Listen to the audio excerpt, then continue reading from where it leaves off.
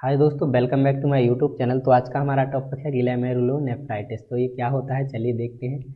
तो glomerulonephritis is a inflammatory disease that damage the glomeruli both kidney. तो क्या होता है, हमारी बॉडी में 2 किडनी प्रेजेंट होती हैं।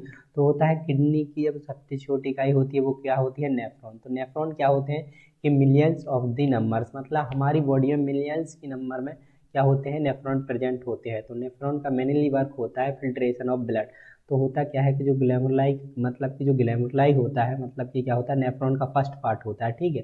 तो इसमें जो आप देख पा रहे होंगे इस इमेज में, तो ये क्या करता है, फिल्ट्रेशन ऑफ ब्लड, मतलब कि जो ये अमोनिया हो गया, यूरिक एसिड हो गया या नाइट्रोजन बेस्ड जो भी होता है, ठीक है, वाटर हो गया, तो उसे फिल्टर करने का काम कौन करता है, ग्लैमेरुलाई। तो इसमें क्या हो जाए, कोई इन्फेक्शन हो जाए, इन्फ्लामेशन हो जाए, ये डैमेज हो जाए, ये अपना वर्क करना बंद कर दे, तो उस कंडीशन को ही हम बोलते हैं क्या, ग्लैमेरुलोनेफ्राइटिस, ठीक है। इसके बाद हम एटियोलॉजी देखते हैं कि ये क्यों होता है। तो स्ट्रेप थ्रोट जो कि बैक्टीरिया के कारण होता है, स्ट्रेप्टोकोकस बैक्टीरिया के कारण होता है। हेरिडिटी, अगर हेरिडिटी हो जाती है, मतलब कि अगर हो सकता है कि आपके परिवार में किसी को हो तो आपको भी होने के चांसेस हो, तो ये हेरिडिटी के कारण भी हो सकता है। इम्यूनो डिसीज मतलब कि ये बोला जाए कि जो इम्यून सिस्टम है, ऑटो इम्यून डिसीज हो जाए, मतलब कि जो आपका इम्यून सिस्टम है वो आपकी सेल्स को ही डैमेज करने लग जाए, स्वयं की सेल्स को ही, स्वयं के बॉडी को ही हानि पहुंचाने लगे, तो उस कंडीशन में वो होने के चांसेस हो जाते हैं। हाइपरटेंशन मतलब कि अगर ब्लड प्रेशर हाई होता है, ठीक है, तो क्या हो जाएगा, ब्लड प्रेशर हाई होगा तो हमारी किडनी पर बहुत ज़्यादा लोड पड़ेगा ब्लड का, जिस कंडीशन में ये होने के चांसेस होते हैं। वास्कुलर इंजरी, अगर वास्कुलर इंजरी होती है कोई, तो अगर प्रॉपर ब्लड नहीं पहुंच पाएगा, प्रॉपर ब्लड की सप्लाई नहीं हो पाएगी कहाँ पर, किडनी के पास, वहाँ के नेफ्रॉन के पास, ग्लैमेरुलाई के पास, तो क्या होगा, वहाँ के जो क्या होते हैं इन्फेक्शन, मतलब कि जो डैमेज होने के चांसेस हो जाते हैं। अगर कोई इन्फेक्शन होता है, ठीक है, इन्फेक्शन की वजह से भी देखने को मिलता है।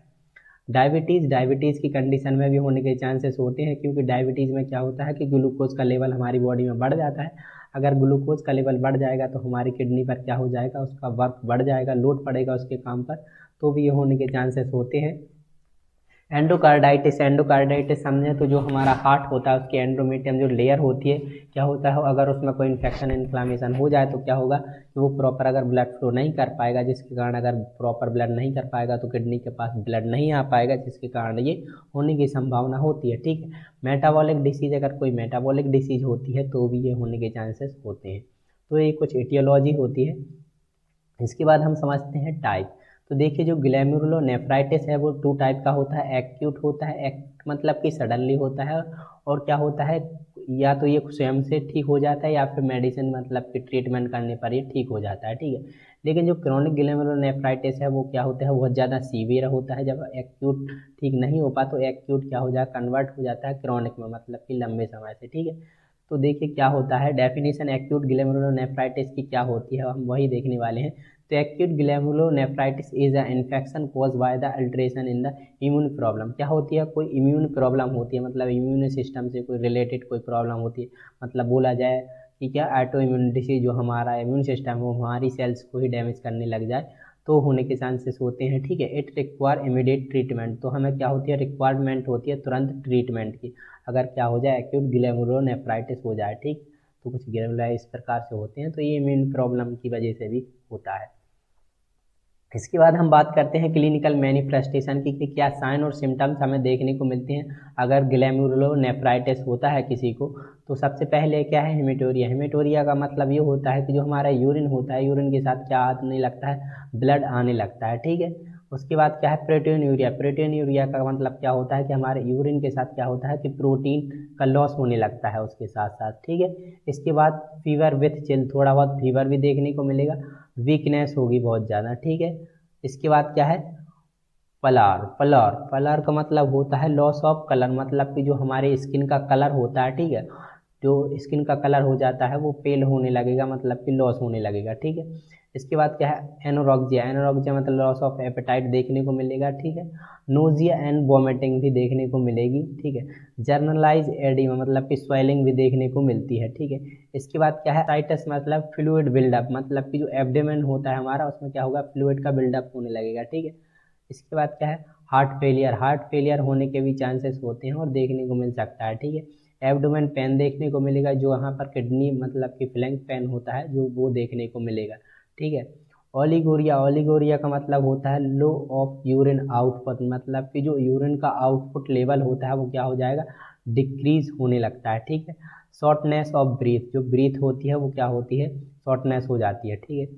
इसके बाद क्या है, डायग्नोस्टिक एवेल्युएशन की हम क्या क्या डायग्नोस्ट कर सकते हैं ताकि हमें एग्जैक्टली जो डायग्नोसिस है वो पता चल सके, या फिर जो डिसीज़ है उसे असिस्ट कर सकें। तो सबसे पहले होगा हिस्ट्री कलेक्शन। हिस्ट्री कलेक्शन में होगा क्या कि हम प्रेजेंट हिस्ट्री देखेंगे, पास्ट हिस्ट्री देखेंगे, मेडिकल हिस्ट्री चेक करेंगे कि उसे किडनी से रिलेटेड व्यक्ति को पहले से कोई डिसीज़ तो नहीं है, ठीक है, तो वो हमें देखना पड़ता है। इसके बाद हम बात करते हैं फिजिकल एग्जामिनेशन। फिजिकल एग्जामिनेशन में हम प्रॉपर चेक करते हैं स्कल्टेशन, पाल्पेशन, परकशन जो होते हैं वो हमें चेक करने होते हैं, ठीक है। Proper head to toe physical examination करते हैं। यूरिन एनालिसिस करते हैं, यूरिन टेस्ट करते हैं, यूरिन टेस्ट में हम देखें। इसके बाद क्या है, क्रेटाइन क्लियरेंस टेस्ट, क्रेटाइन जो टेस्ट होता है वो करते हैं, ठीक है। इसके बाद क्या है, रीनल बायोप्सी। रीनल बायोप्सी भी ली जाती है, मतलब कि बायोप्सी का मतलब ये होता है कि जो किडनी होती है, किडनी से क्या छोटा सा पार्ट लेकर, मतलब वहाँ की सेल्स को लेकर वहाँ उसका क्या करना, एग्जामिनेशन करना, ठीक है। इसके बाद क्या होता है, ब्लड यूरिया नाइट्रोजन टेस्ट होता है, वो भी करते हैं, जिसे हम BUN बोला करते हैं। चलिए इसके बाद हम समझते हैं क्या, मेडिकल मैनेजमेंट की। जो व्यक्तियों का ग्लैमेरुलोनेफ्राइटिस होता है तो हम क्या क्या मेडिकल मैनेजमेंट कर सकते हैं, तो protocol to reduce the number of antigens, ठीक है।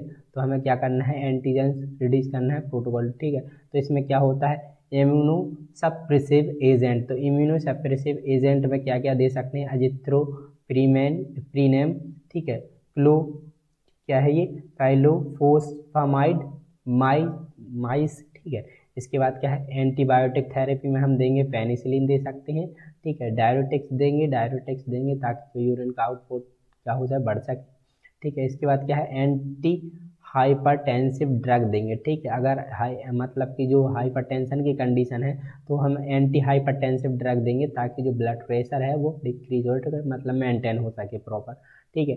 इसके बाद क्या है, restriction of sodium in diet, मतलब कि हमें अवॉइड करना है कि व्यक्ति ज़्यादा मात्रा में सोडियम ना ले अपनी डाइट में, ठीक है। तो कुछ क्या होते हैं, ये मेडिकल मैनेजमेंट होते हैं जो हमें करने होते हैं। इसके बाद हम देखते हैं क्या, नर्सिंग मैनेजमेंट। नर्सिंग मैनेजमेंट में क्या होता है, नर्सिंग का एक काम क्या होता है प्रॉपरली, तो क्या होता है, complete history collection include upper respiratory track infection, skin infection and glomerular nephritis. तो क्या होता है, नर्सिंग का वर्क होता है कि प्रॉपर हिस्ट्री कलेक्ट करे वो किसकी, जिसमें क्या हो सके, अपर रेस्पिरेटरी ट्रैक इन्फेक्शन, मतलब व्यक्ति को कोई अपर रेस्पिरेटरी ट्रैक इन्फेक्शन से रिलेटेड कोई डिसीज तो नहीं है, इन्फेक्शन तो नहीं है, स्किन इन्फेक्शन तो नहीं है, कोई इन्फेक्शन तो नहीं है स्किन में, कोई कंडीशन तो नहीं, या ग्लैमरुलर नेफ्राइटिस तो नहीं है। तो कुछ ये हिस्ट्री कलेक्ट करने होते हैं जो व्यक्ति मतलब कि जो नर्स को पता करने होते हैं, ठीक है। इसके बाद क्या है, कंप्लीट फिजिकल एग्जामिनेशन में रिवील एसाइटिस, मतलब कि देखना होता है फ्लूइड रिटेंशन तो नहीं हो गया, मतलब कि किसमें, एब्डोमेन में।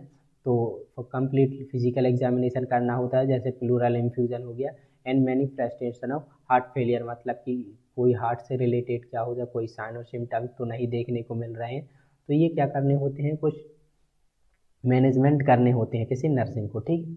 इसके बाद क्या है, closely monitoring the vital science. जो वाइटल साइंस होते हैं वो प्रॉपरली चेक करने होते हैं कि क्या वाइटल साइंस है, ठीक है। जिसमें कि blood pressure is the most देखना होता है कि ब्लड प्रेशर कहीं हाई तो नहीं हो रहा, ठीक है। इसके बाद क्या है, examine the colour among the abnormal substance in the urine, ठीक है। इसमें क्या होता है कि यूरिन का कलर हमें देखना होता है, ठीक है, abnormal substance in the urine, ठीक है। तो कुछ ये एग्जामिन करने होते हैं जो कि नर्सिंग मैनेजमेंट में आते हैं। तो देख लेते हैं थोड़ी पेशेंट टीचिंग, मतलब कि हम पेशेंट को टीच कैसे कर सकते हैं, ठीक है, मतलब कि पेशेंट को हम कैसे क्या एडवाइस दे सकते हैं। तो क्या है, avoidance of infection by maintain of personal hygiene. हमें क्या करना है कि पेशेंट को अवॉइड करना है, बोलना है ताकि वो क्या कर सके, पर्सनल हाइजीन कर सके मेंटेन, ठीक है, ताकि कोई इन्फेक्शन कॉज ना कर सके। तो पर्सनल हाइजीन के बारे में बोलना है, क्या करना है, शिक्षा देना है, बताना है, ठीक है। उसके बाद क्या है, it is a vital to control the pressure, blood pressure, to prevent further damage and to teach patient to monitor the blood pressure.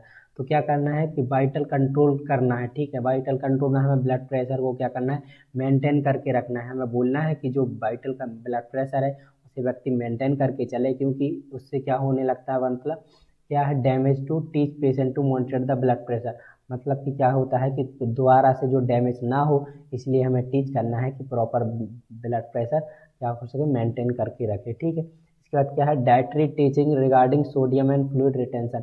हमें डाइटरी से रिलेटेड ये बताना है कि जो सोडियम होता है, ठीक है, तो सोडियम व्यक्ति को अपनी डाइट में कम ही लेना है जो फ्लूइड होता है। ठीक है, इसके बाद क्या है, इम्पोर्टेंट फॉलोअप ट्रीटमेंट, मतलब जो ट्रीटमेंट चल रहा है व्यक्ति का, उसे क्या करना है, प्रॉपर ही फॉलो करना है। तो thank you for watching my video.